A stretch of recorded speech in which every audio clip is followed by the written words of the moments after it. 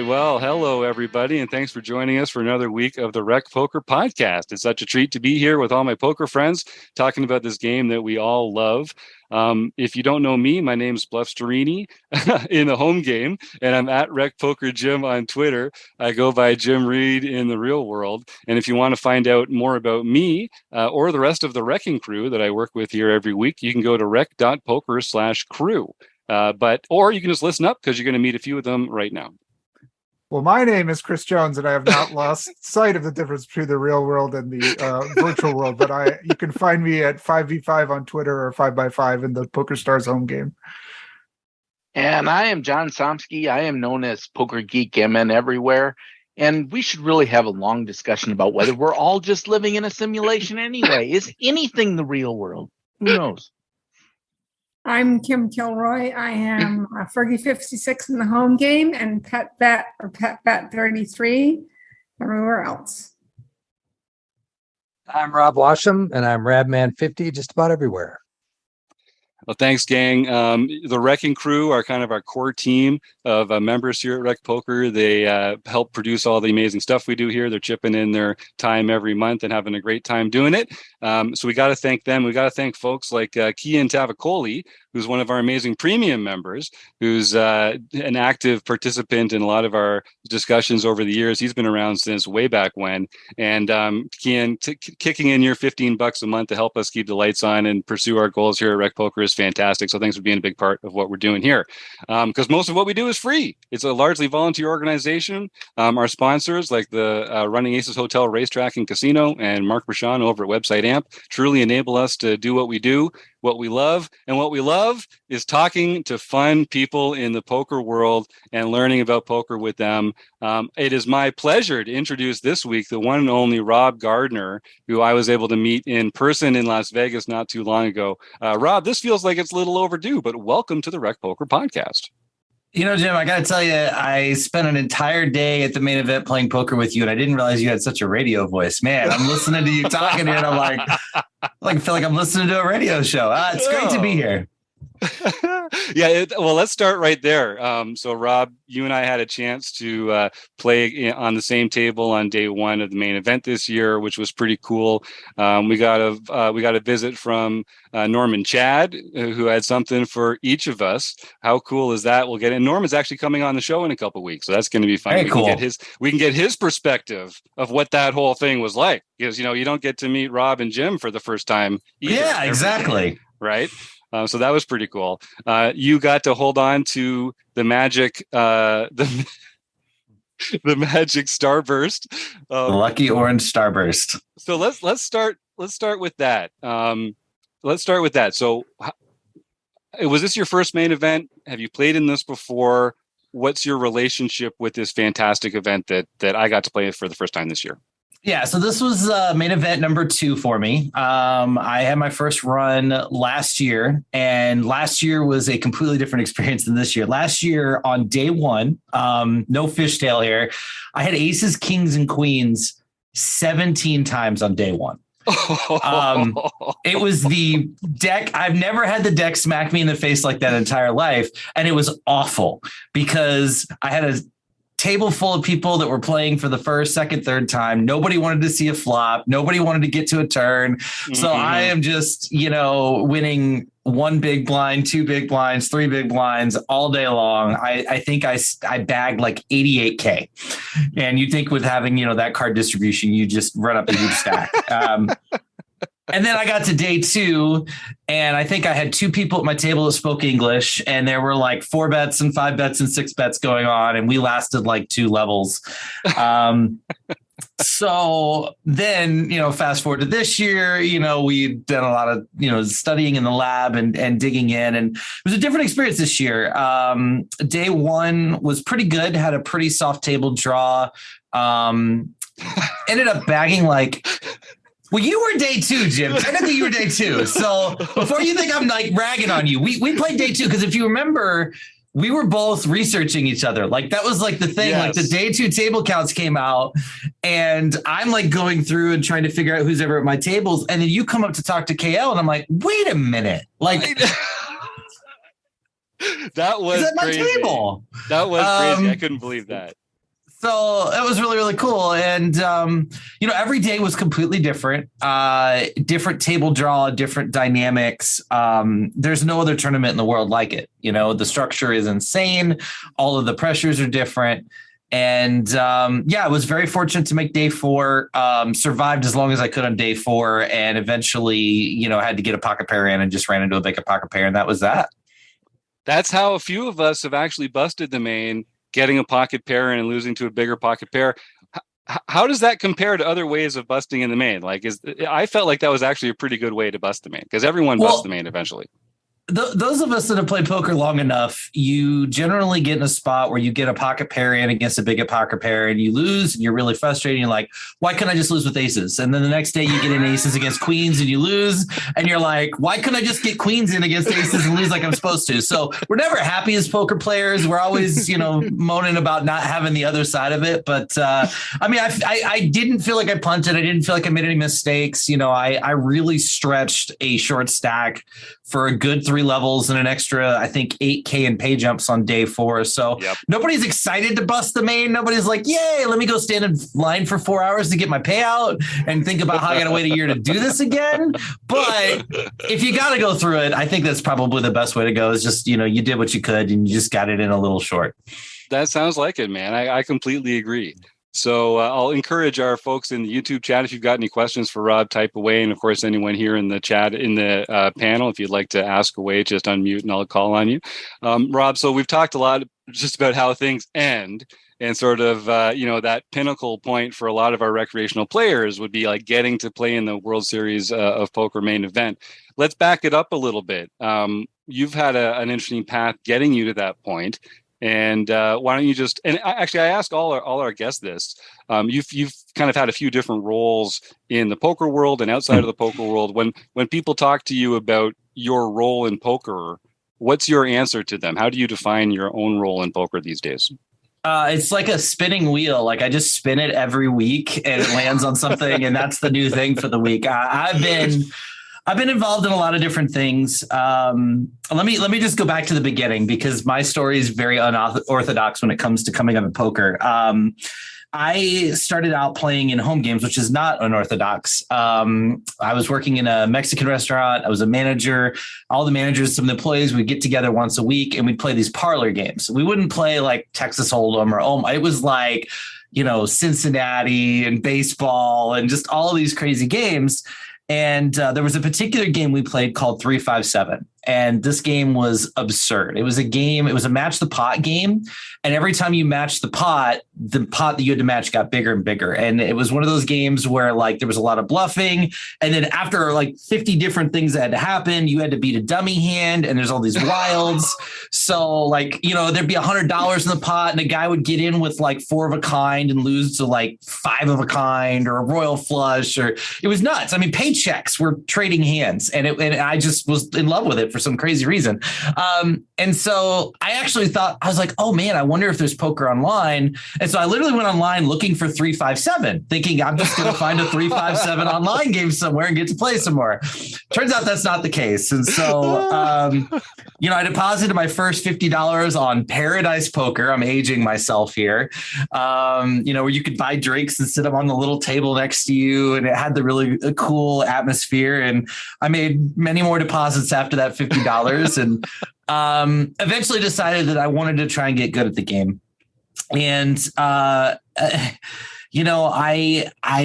started learning the best way I could. Back then it was buying books. It was trying to find coaches, and decided to make my first run at full-time poker in 2005 or 6, I think it was. And I did it the completely appropriate way. I quit a comfortable, consistent paycheck where I was managing at a restaurant, and I jumped into the world of steps. And, it was great. These were like party poker $6 steps. And I got like a $600 bankroll. So I would just play 100 step ones. and then I'd have 70 step 2s and 40. And then I'd get to like the last step and I'd have 3 step tickets. And so we're down to the last step. I got 3 step tickets and it's a 10-man sit and go. And I remember this day, it paid 5 spots, 2,000, 1,000, 500, 300, 200. And then the bottom 5 got none. So I would do that and I'd have my 3 tickets. And if I busted all 3 tickets, that's it. Good game. You know, we're done. And for some reason, I would do that. And I don't know, maybe I'd cash for $1,000 and I'd be like, let's do it again. Like, what could go wrong? It's so much fun.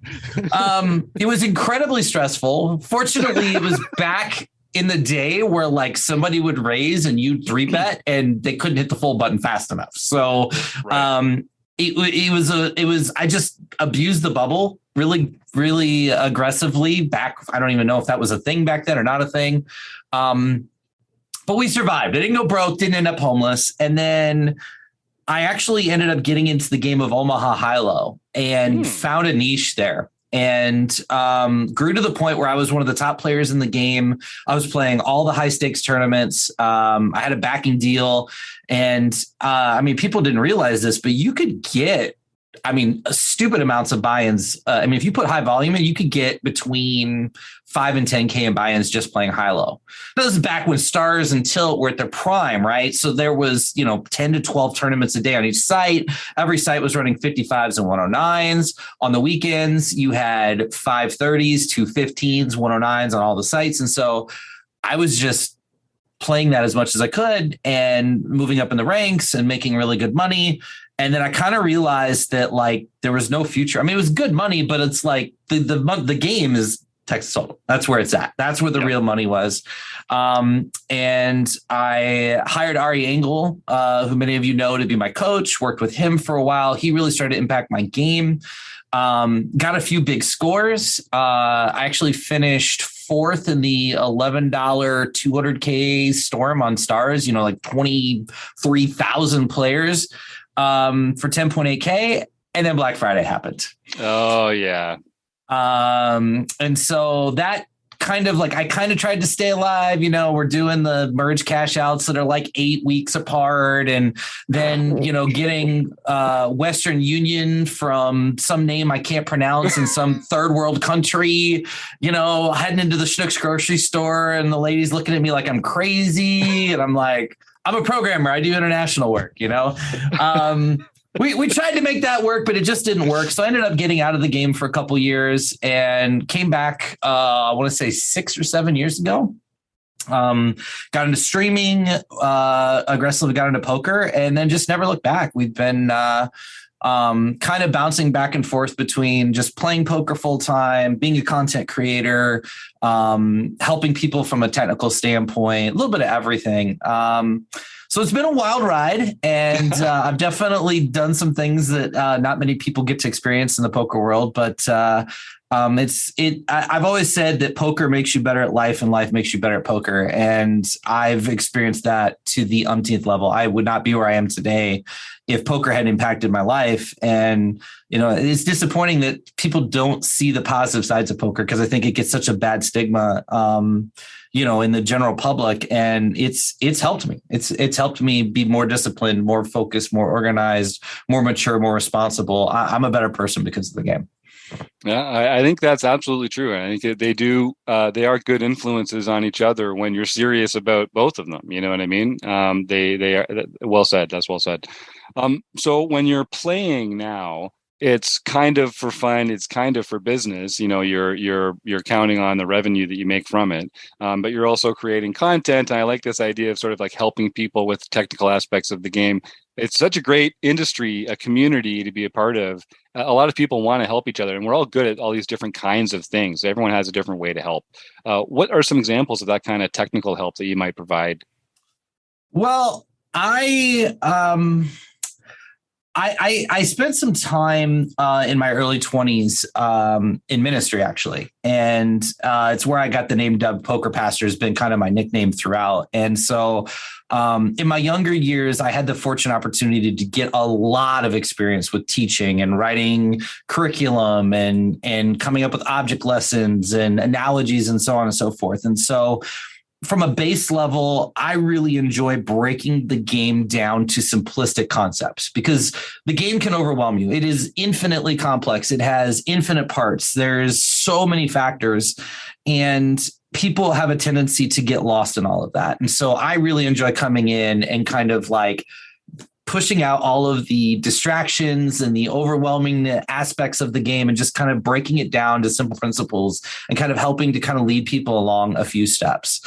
The other thing that I really like to do, and I'm going to dash your viewers' hopes and then rebuild them very quickly, so we won't have anybody like quit on us, but I really try to help people understand how multifaceted this game is. And what I mean by that is this is not just a game of poker knowledge. If the game was just poker knowledge, then everybody would be great right now because we live in an era where Phil Galfond will hop on YouTube and give us high-level PLO content for free. I mean, the amount of free content out there is insane, and there's good reasons for it. We won't get into that. It's an entire another podcast. But, back in the day, it was like if you didn't have a $199 a month Card Runners subscription, you just were lost. You weren't up to date on the latest strategies or anything. And now, I mean, just YouTube is just flooded. So if it was just about poker info, everybody would be great. I think that for poker players who've been in the game for more than 2 years, if they've not gotten to a profitable level, the odds of them being profitable after 2 years are incredibly small. But there's a reason for that. And the reason is that if you haven't gotten profitable in the first 2 years, it doesn't mean you're not capable. It just means that the issue isn't the poker knowledge itself. It's one of the many other intangibles that envelop this game. I mean, this game isn't just about knowing your ranges. It's about discipline. It's about mental game. It's about emotional strength. It's about bankroll management, right? There's all of these other accompanying things: willpower, determination, focus, patience, right?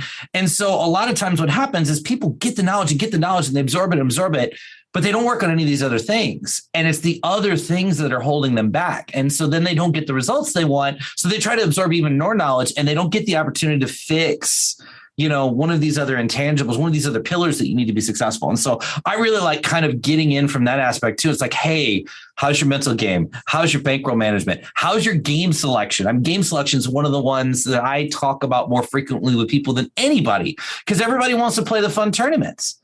And it's like, that's cool. If you want to play for fun and play the fun tournaments, do it. But if you're telling me you want to make money, you don't just get to play all the fun tournaments, because generally speaking, the fun tournaments aren't the ones that are going to make you the money. And so being able to come in and kind of talk about all of these other angles and help people understand that, yeah, the poker knowledge is important. Theory is important. Exploits are important. Ranges are important. I don't want to belittle those things, but they're meaningless. I mean, if you take peanut butter and jelly and smack it together with no bread, you just have a mess, right? You got to have all of the pieces for things to work smoothly. And so it's getting people to see just how many pieces are really in this recipe of being a successful poker player. Nice. I like that a lot. And, how you translate more complicated things into simpler concepts is a lot of what teaching is about. Do you find that being adept at teaching has an effect on your ability as a learner? Are the two related like that, or are they just sort of coincidentally similar? It certainly does. I think that from the learning standpoint, one of the challenges I have is I'm kind of caught between two worlds. So I've spent the last 2 years under Ryan LaPlante in just an incredible opportunity. It's a coaching backing combo deal. And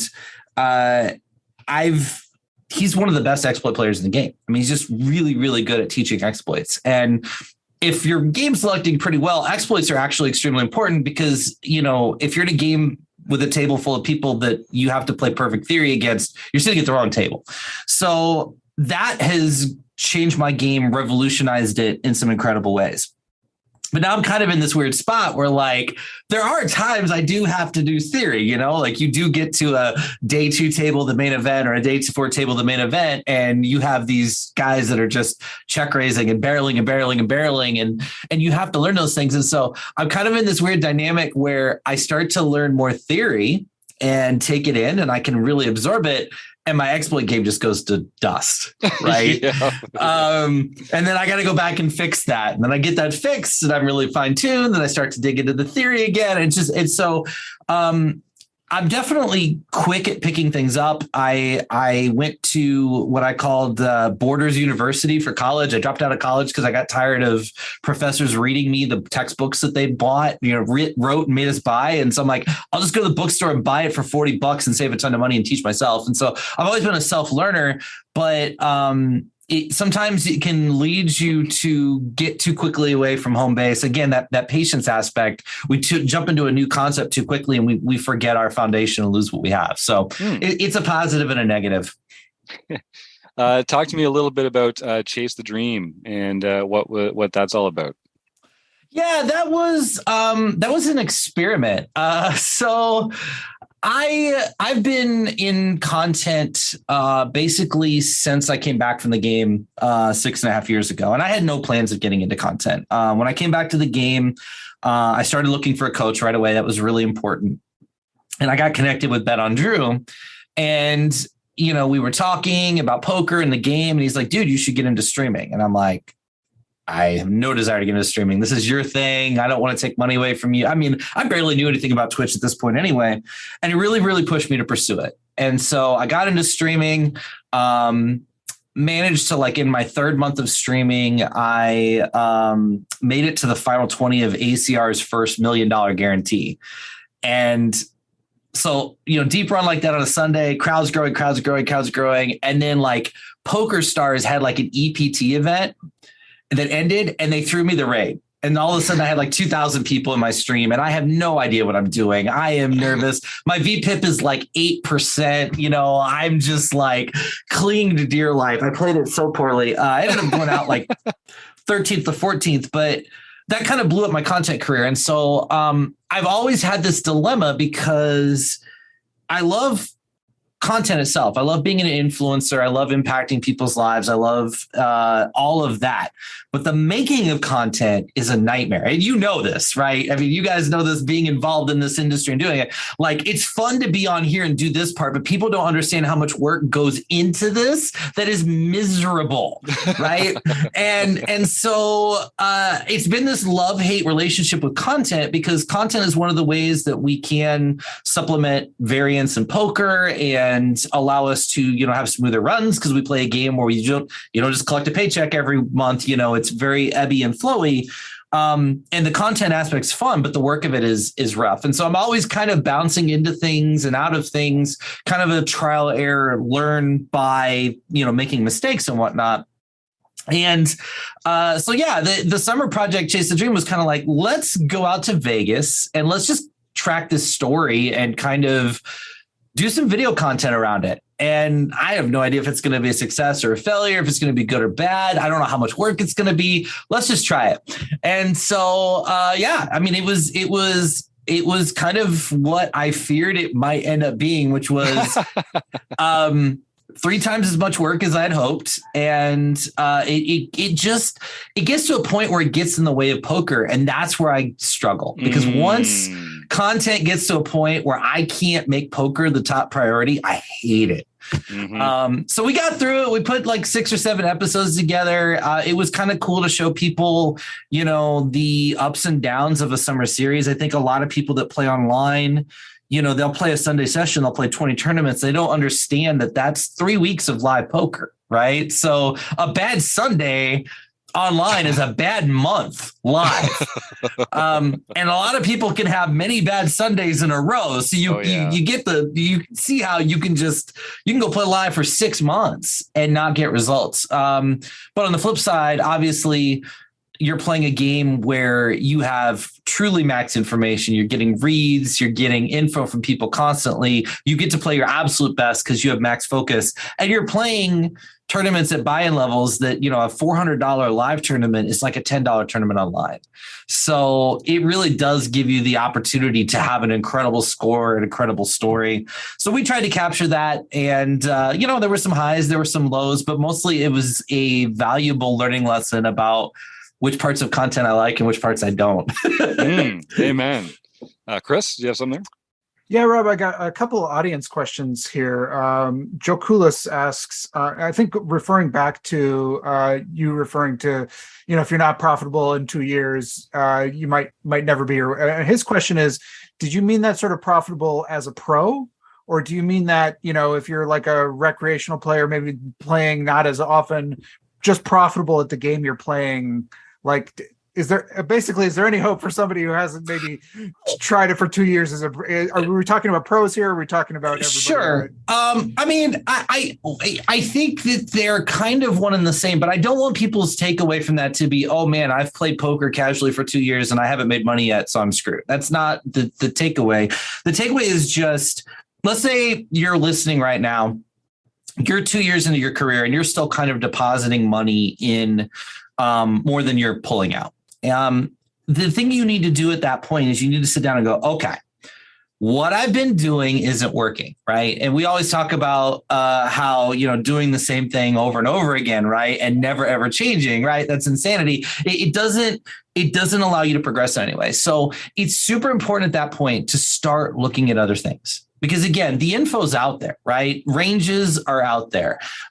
Courses are out there. Free YouTube videos are out there. People are constantly on Twitch doing hand history reviews, talking through their strategies. So that stuff we know is there. So now it's like, well, what's going on? And when I talk to people that are at this stage in their game, we usually start to break into things and it's an eye-opening experience because I start to go, okay, so what kind of games are you playing?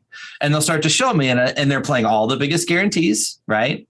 So they're playing the highest variance games. They're playing, the cream rises to the top. So they're playing tournaments where when they get to the final 10 or 20, everybody's a crusher.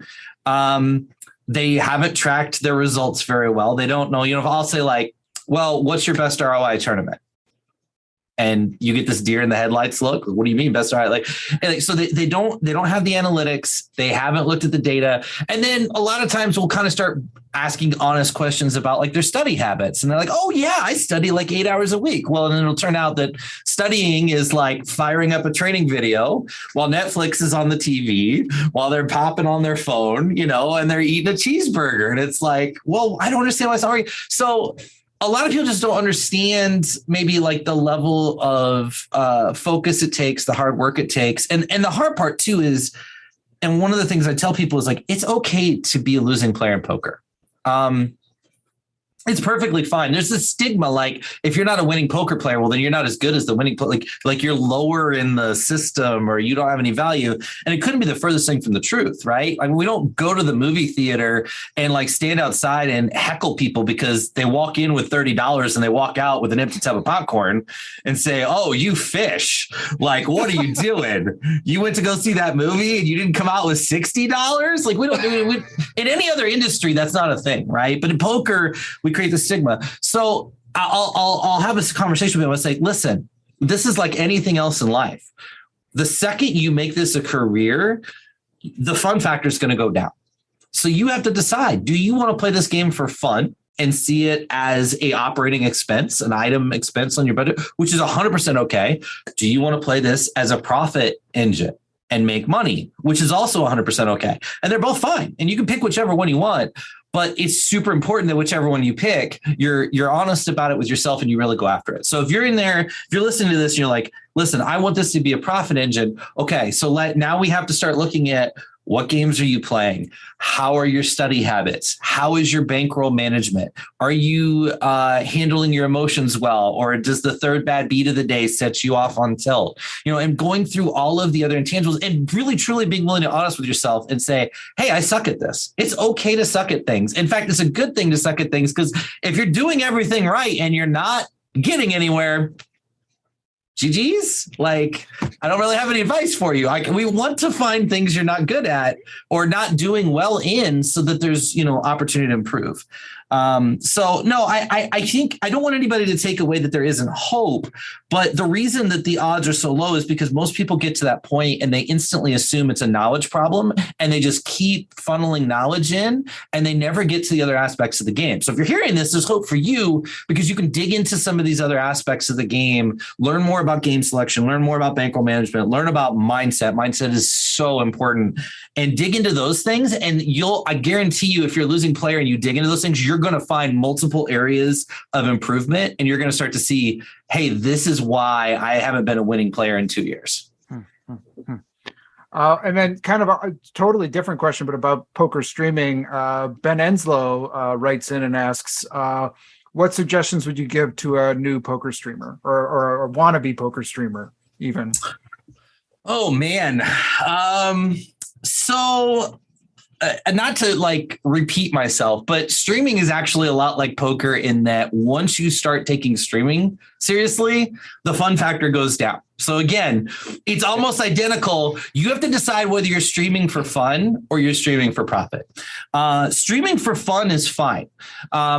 It's going to be a more casual experience. You're not going to draw a huge audience without, doing a good amount of marketing and a good amount of niching yourself in the industry, setting yourself apart in terms of your look, your vibe, your presence on stream. But if your goal is to just, get 4 or 5 of your friends to come in and share in the experience and watch you play games, and then that's totally okay. If your goal is to kind of stream for profit or grow to be more of a brand or be a true influencer, it's something to where you have to have a passion for it, and you really have to dig into why certain things work. I really started to find a lot of success in streaming and content when I dug into the vast expanse of YouTube, and I started that had grown in streaming and YouTube, and watching their videos on, how to be relevant, how to create fresh content, how to be discoverable, right? The challenge with all of these things is that these markets are all saturated, right? There are thousands of Twitch poker streamers. There are hundreds of YouTube vloggers, right? These markets are all saturated, and people hear that and their first reaction is, oh, well, I'm going to do something completely different. I had a web business back in the late 1900s, early 2000s during the recession, and people would always come to me like, I want to make Facebook, but I'm going to make it red. And I'm like, yeah, not going to work, right? Like, nice try. And it's the same thing. People are like, oh, well, I'm going to get into streaming, but I'm going to get this overlay designed, and they don't understand that like everything you do in streaming is a funnel to the product, which is you. Yes, you need the bells and whistles and the vibe and the hype and the exciting little things that get people in the outer circle.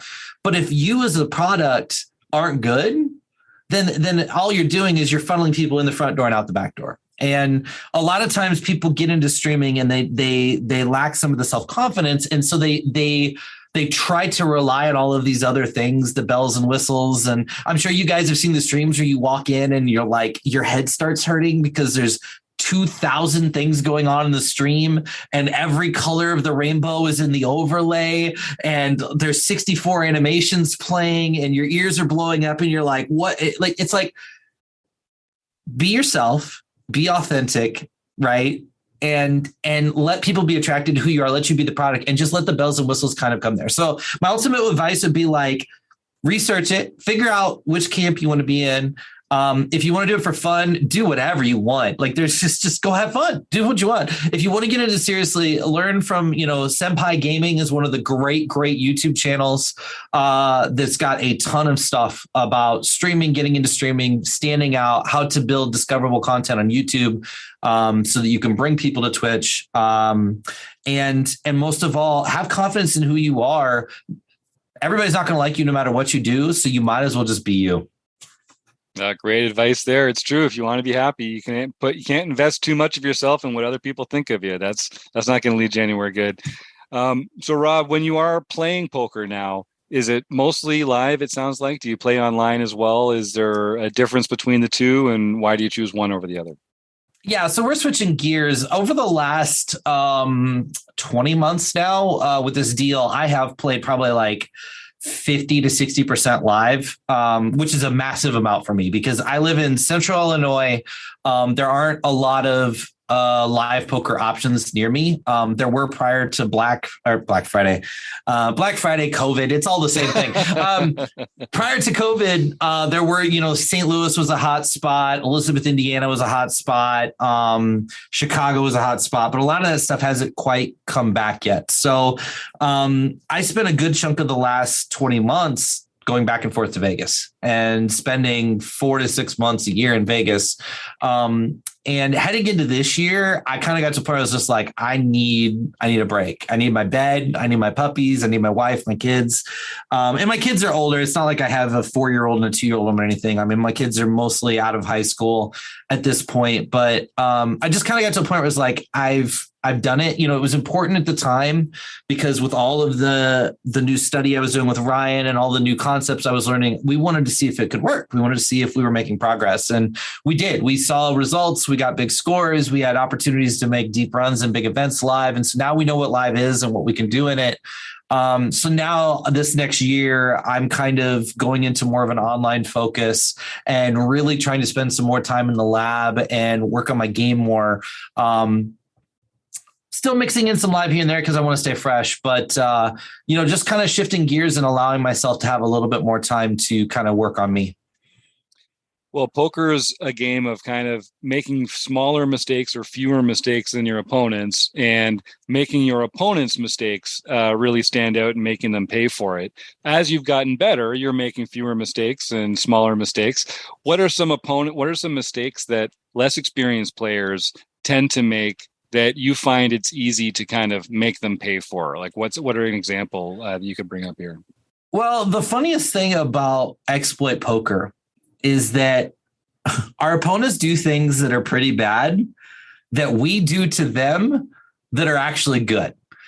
And so it's this weird thing. One of the most common things you see as far as exploit poker, especially in the live poker scene, is you see poker players bet small when they don't have it and bet big when they have it. And it's one of those things that's really obvious, right? And to the point where you can really make some absurd folds in poker. I mean, absurd folds. I folded a nut flush this summer correctly on an unpaired board, and the guy ended up having a straight flush. And so you can literally fold second nuts in certain situations because you're in a spot where you see your opponent do something that they only can do with hands that beat you. And when that's the case, you just get to fold.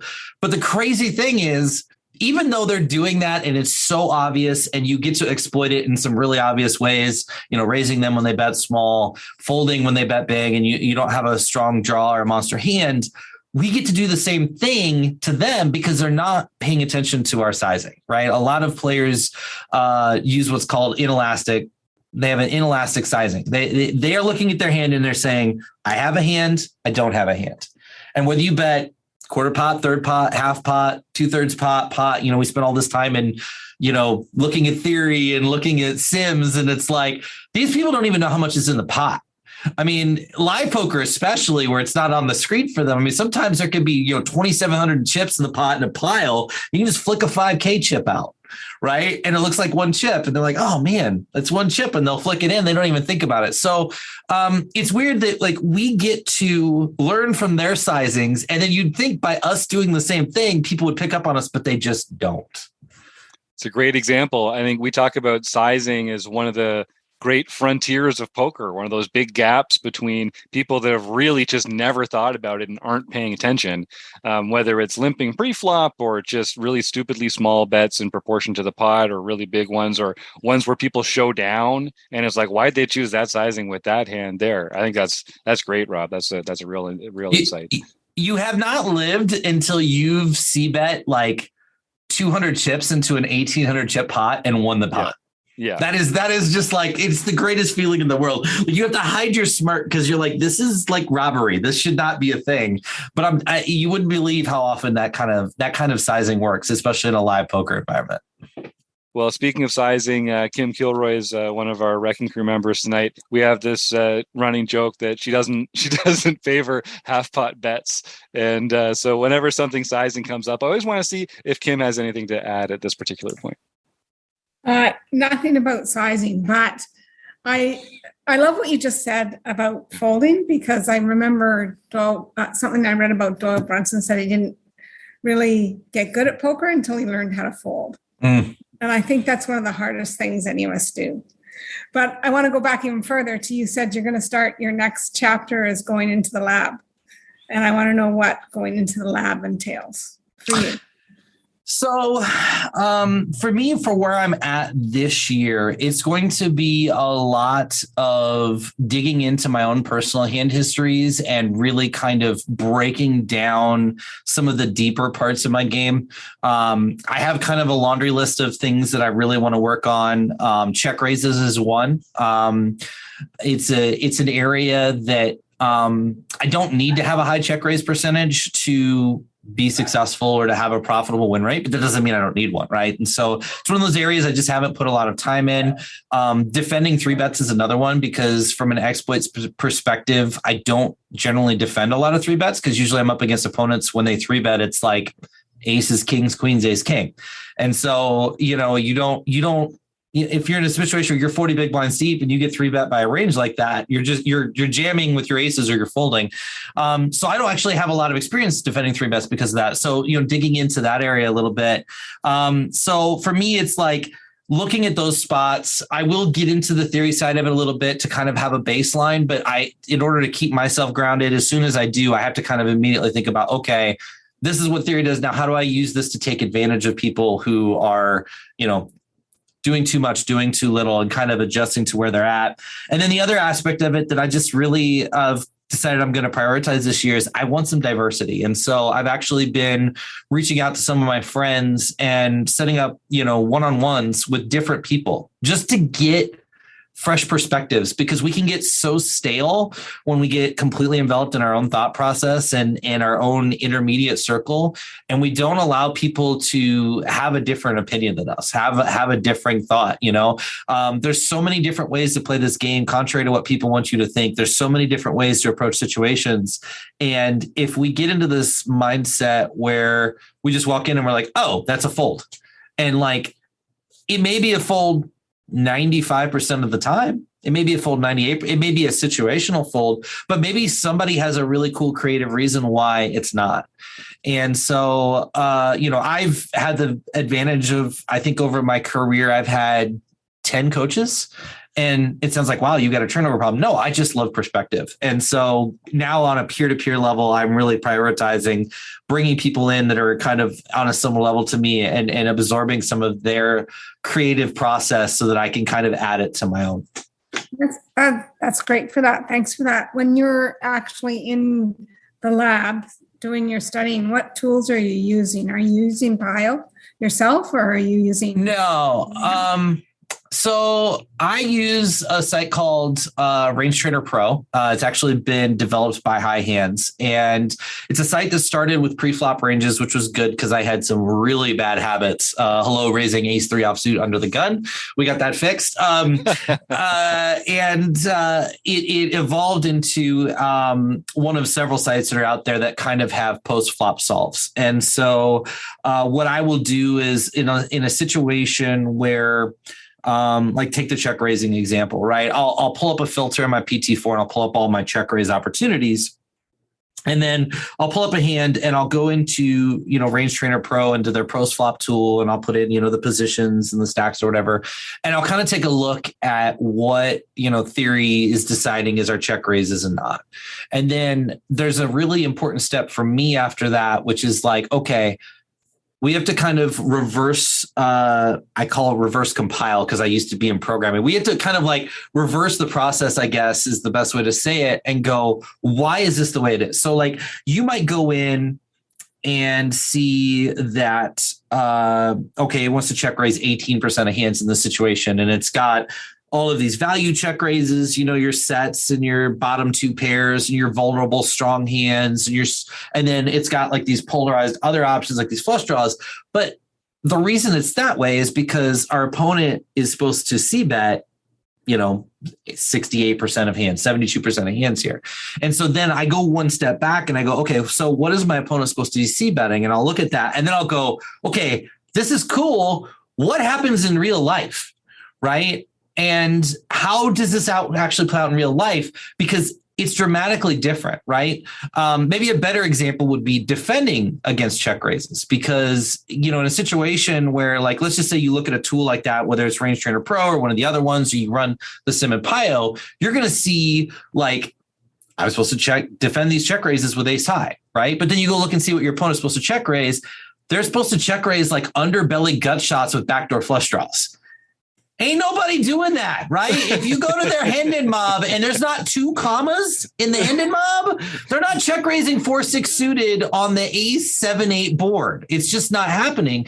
And so, like, you have to kind of work backwards. And so I will actually kind of do a lot of that, where I'm trying to, like, and it's not an exact art, obviously, because, unless you're an elite Pio expert whiz who understands node locking and all the deep levels and has a really powerful computer that can run these things on the fly, like, you're not just going to be able to go in and, like, make massive tweaks. So it's a lot of kind of a fine art more than a science of just breaking down what's real life and then what is my adjustments to that real life, and then trying to break that into, again, getting back to the simplicity nature. Okay, how am I going to simplify this? Like, it's great that there's all of these different examples, but practical world, I'm in a situation, a guy c-bets quarter pot. I think he does this pretty frequently when he doesn't have a hand.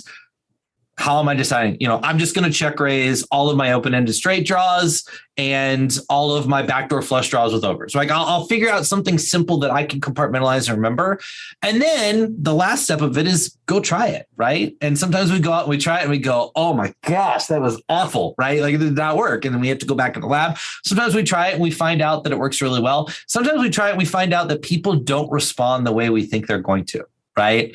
Like, we might think, oh, well, this guy's, quarter pot c-betting too much. I'm going to check raise to exploit him. It's going to be great. And then you find out that those player types are just really stubborn and they're mad that you're check raising them and they're just calling you with any 2 cards. Right. And now the tree completely changes routes, because, like, if you hadn't thought about that before, it's like, well, now we're in this new world, because, again, the ranges are garbage at that point. So that's kind of the cycle I go through of seeing what Ethereal will do and then reversing it back to, okay, what's actual real life? And then coming up with an implementable strategy, putting it into play, a lot of trial and error, and then kind of rinse and repeat. One quick follow-up. Thank you very much for that. That was great. In live poker, how do you take that from live poker and into the lab? Like, do you take hand histories as you're playing? Like, I always get so excited or upset about a hand, I forget to write it down. And then I'm like, okay, like, how many chips did everyone have? And like, so how do you take your live, because you said you were like 50 to 60% live. How do you take that back to the lab? Yeah, so my coach is very on me and Ryan's very good about making sure that we're tracking our hands very frequently live. And so if I play a tournament and I haven't sent him a hand history by like level 6, I'm usually getting a WhatsApp or a Telegram like, hey, what's going on? Like, give it. And every once in a while I'm like, there's been no spots. It's just been really straightforward. But I just use a notepad. I don't use anything fancy on my phone. I have Notepad, and basically I'll put down the big blind, my stack and my opponent's stack, so we kind of have an idea of effective stacks. And then I'll just kind of like, when the hand's over, I will, put the info in so I don't forget it. And then, I'll run over those hands with my coach. I'll run over those hands with other students, and kind of run through it from a live perspective. I think one of the really important aspects with live I can't stress enough is you have to remember that sample size is never big enough in a live environment. I think sometimes they start playing live, they get into situations, they make a play, it doesn't work once or twice, and then they decide, oh, well, see, this doesn't work. Like, I 3-bet this guy twice and he 4-bet me 12 times. I'm not 3-betting him anymore. And it's like, that's a sample size of 2, right? But it's just one of those things that we struggle with as humans, because even though we know that it's a slower game and we know we're only one table and we know the sample size is small, it's so much more important to us. We're so more emotionally attached to a live game. Online, you bust a tournament, you registered 12 more. Live, you bust a tournament and you're just like, where do I go? Like, do I get into the long line here for a tournament again? Do I get in the long line here for a calzone? Like, do I sit here and just like disbelieve? And so we have to kind of just like remember like big picture, tournament sample sizes are very small. The info we get on our opponents, the sample sizes are incredibly small. Those of us, I'm sure you guys have had conversations about HUDs, people come be like, oh, well, this guy had a 16% 3-bet. And you look and it's like, well, you had 30 hands on the guy. That's not a sample size. But live, right? Live, I see this all the time with my peers, and I've been guilty of it before, where it's like, man, that guy 3-bet me 3 times. He's a maniac, right? But in reality, he had aces 3 times. Or maybe it was day one of the main and he had aces, kings, and queens 17 times. I probably looked like an absolute maniac last year, right? And the deck was just hitting me. So I think it's really important to kind of just understand the sample size, track your hands, talk about them with other people, especially other people that do have live experience, because there are some differences between live and online. And, be willing to make mistakes. Like, I think that people get into live poker and they're scared to make mistakes. And so they play a little too conservative. So it's okay to go out there, make a mistake, write it down, go talk to your friends about it. Because all you're going to do is you're going to tell them a mistake that they've probably made a half dozen times before too. It's not like you're going to tell them a mistake that's never been done before in the history of poker. Well, you never know, Rob. It might just be like that main event table we were at. And maybe if someone's 3-betting you a lot, you just peed in their Wheaties earlier that morning and there's nothing you can do about it, Yeah. I mean, that's a perfect example, right? You were on that day 2 table and that guy, it was like every time you opened, he 3-bet you. Yeah, that's right. I think it happened 4 or 5 times. But the thing is, like, it wasn't, I mean, again, even if it was 5 times, right? Like, it's not mathematically impossible for that to be, strong hands. And I mean, there was a great article that Lee Jones put out back before Black Friday about Poker Stars.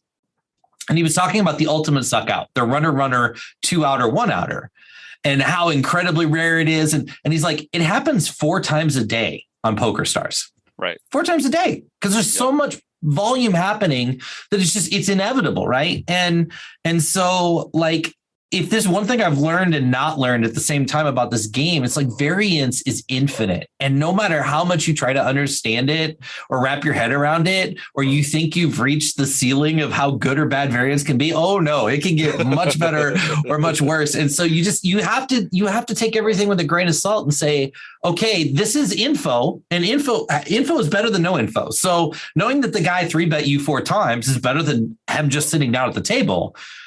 But you have to now understand that sample size is small and kind of factor that into your decision making, which you did well, I thought. Oh, thank you, Rob. Well, you and I, we mostly stayed out of each other's way. I think we just had a couple hands and mostly tried to take chips from other people. You won both pots against me, if I remember correctly. You're undefeated. Oh, I like the sound of that. So 2-0. Yeah. So far. All right. Well, I'll see you next year. Well, if we end up at the same main event table next year, I'm going to have a talk with the TDs because something's up. If we're at the same table twice in 10,000 person fields. If we're at the same table in the main event next year, I hope it's the final table. That one that's the way to do it. I like that. That's the way to do it. Well, you've been a prince coming on and dropping all this knowledge on us and sharing all this fantastic information, ways to study and stories about yourself. I'm going to try and ring you in to come back in another time and for sure get even deeper into this whole love of poker that we obviously share. All I can say is, folks, I had a great time playing with this guy, and he's someone that you should get more acquainted with. Rob, where can people reach you? If there was just one way that you like people to get a hold of you, what's the best way for them to do that? Probably Twitter's the easiest, at Rob Gardner Live on Twitter. Right on. And I'll just tell our folks, we're going to do a little contest after we say goodbye to Rob. And you know the rules. If you type the word food bank into the YouTube chat, you'll get entered into the draw. So go ahead now and we'll pick that up a little later on.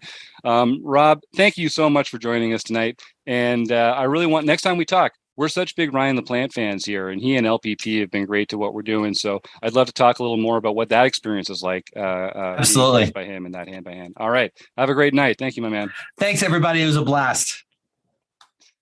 So I see we're already starting some of the fun chat back in our YouTube here. Joe saying that he always has the urge to 3-bet me whenever I open. I think that's fair.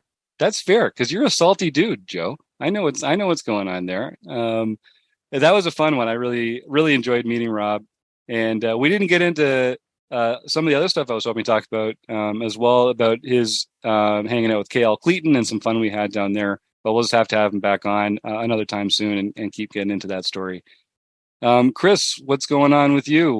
We'll get John Somsky's take on what's going on in home game land soon. But I know you've got a play along deep dive seminar to facilitate. Yeah, we'll be shortly. Recording that shortly. So you'll be seeing if you're joining us live, there's still time to sign up if you're a premium member. But otherwise, will be focused on 3-bets and particularly 3-bets in position. And sort of how that influences, when to do it, and then how it influences our approach post flop as well. So that's what we focused on in that session, and that will be coming out in October. Nice. So that'll be our October deep dive. Very exciting stuff, and it's something that we all need to work on. I think 3-betting, they tend to be big pots. They tend to be high leverage situations. So even just for those two reasons alone, whether you're the one making the 3-bets or you're the one responding to 3-bets, even like Rob Gardner was saying, how powerful a tool it can be. That'll be great, Chris. John, what's happening in Memberland, and who are we mailing some pins out to this week? Well, we'll start off with the daily series. Isenma got his third nightly victory for the year. John doesn't even struggle at all with Isenma anymore. I remember the good old days where that would catch you up. We'd have like multiple takes getting through that. Yeah, I kind of feel it just rolls off the tongue. It's just like it used to be this like gigantic struggle. Who knows where you put the emphasis, and he's just got it now. Spike's been winning too much. People need to up their game if they want to ridicule me in order for you to enjoy yourself. So if you're listening to this and you have not yet joined the home game, my challenge is you to, number one, make a name that is absolutely unpronounceable, and number two, you got to win one. So those are it's a double challenge there. That's right. Something like Welsh. Something with a lot of weird consonants together. One of those Welsh city names that's like 14 million consonants. I think I feel a cold coming on in about 14 months here. So we'll see. All right. Then on the 16th, Jesse Two Shoes Grand Forest got his second nightly victory for the year. E. Anderson 85. Eric Anderson got his second nightly victory for the year. Nice. Roadstar 33 got his first nightly victory for the year. Nice. A really mad guy, my God, he's got back. his sixth nightly victory for the year. 11th victory overall for the year. And he's in the Silver Pin Club. I mean, this guy is a guy or gal. Well, no, guy, a really mad guy, is making waves here in Rec Poker. It's true. Exactly. Aces 54-320. Kathy Chang got her fourth nightly victory for the year. Way to go, Kathy. And that same very night, Bruce K54. Bruce got his first mixed event victory for the year. There you go. I told you, Bruce, it wasn't going to be your last chance to play in the Tournament of Champions. I told you. I knew it. Way to go. M. Babker won the 9 a.m. international event for his first international victory for the year. Jasper Jr. Pat Berry got the second international victory.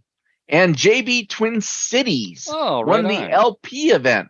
So she can contact Jim at rec.poker to get her free month at Learn Pro Poker.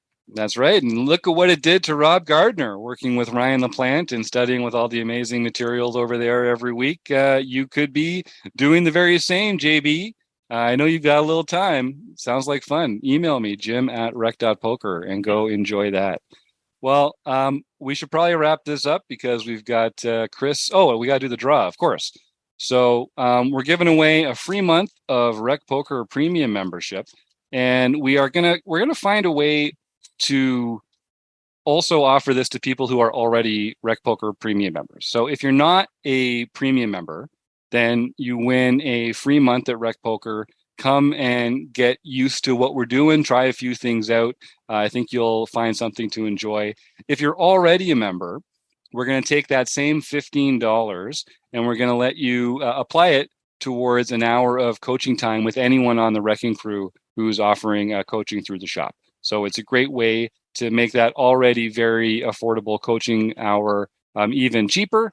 And it gets you in front of some of our Wrecking Crew members. So I think people would really benefit from getting some one-on-one time. So here we go. Let me see. Looking at the chat, we're going to start with Joshua Campbell and roll down. Oh, we got some fun names in here. I haven't seen Rob Adsom for a while. Nice to see you, Rob. Thanks for joining us. And Eric Anderson, who's here to contribute like he always is. Let's roll the dice.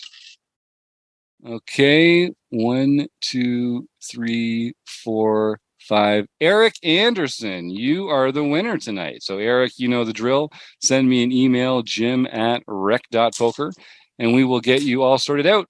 You have one. I know you're already a premium member, so you are going to get a $15 credit that you can apply towards any of our coaching hours with Wrecking Crew member. So congratulations. I thought it was going to be Elan Fair Gwyngill who won that one. There you go. Yes, that was very well done, John. Actually, that's better than I would have done. Landfair Gwyngill. Yep. Yeah, I just skipped over some of the letters. That is a winning strategy. All right. Well, my thanks to everyone who was in the chat tonight. Rob Gardner, of course. But I love it when people join us here on YouTube every Monday night at 7:30 Eastern. Come get a chance to win a prize and ask your own questions of our fantastic guests. We've got some fun ones coming up. I just teased at the top. Matt Berkey's coming, Dan Ross, Veronica Brill, Norman Chad. It's going to be a who's who of poker over the next little while. So come and check it out. And I want to thank, of course, our amazing sponsors, the Running Aces Hotel, Racetrack, and Casino, and Mark Bershon over at Website Amp. And Rob, Kim, John, and Chris, thank you so much. And you, the listener, we couldn't do it without you.